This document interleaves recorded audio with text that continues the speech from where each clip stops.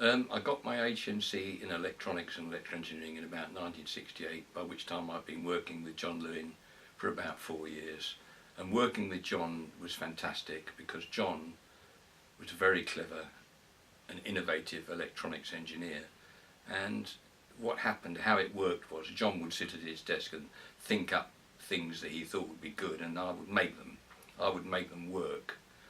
And I could do that by that time. I could understand the technology we were using at the time. I'd learnt about valves at evening class by then. We were using transistors and diodes and things, and I could do it.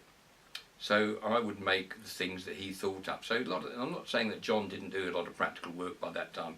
He did, but his main role was sitting there deciding what we would do and saying, I've got a rough idea, John, that's me, about making this, and I think we could use a multi-vibrator and we could use an amplifier, this, that and the other, and I would sit down and get all the bits and try and make it.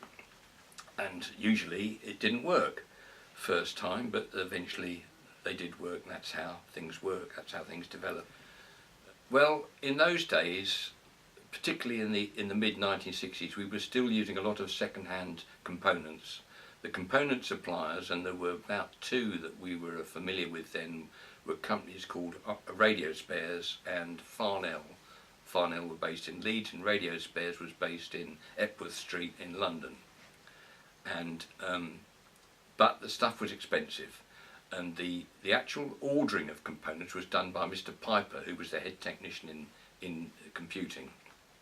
And he had a white cupboard, and he would buy these transistors and things and put them in his white cupboard, and he was very reluctant to let you have any. He was very reluctant to let me have any, because I would from time to time blow them up. When you were checking out new circuits, blowing up transistors was what happened. But we had a lot of second-hand stuff.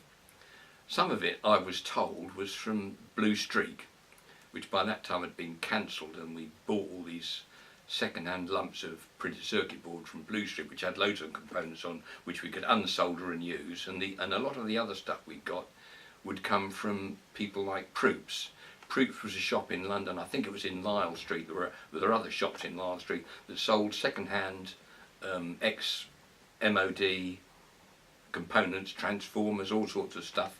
And from time to time John Lewin would say to me, well, can you pop up to Lisle Street and see if you can get such and such transformer or whatever it was, and that was great. You know, nothing I liked better than popping up to Lisle Street and walking around, and might be buying the odd transistor or transformer rather, and then coming back to Mill Hill with it. But after a few years that all changed, and the old second-hand MOD shops, rather like the army surplus shops that we all used to know about, all disappeared, and all our stuff was bought brand new from people like Radio Spares, which became Irish Components, Farnell, and a lot of other people like that. And the technology was changing enormously, and that's another interesting thing.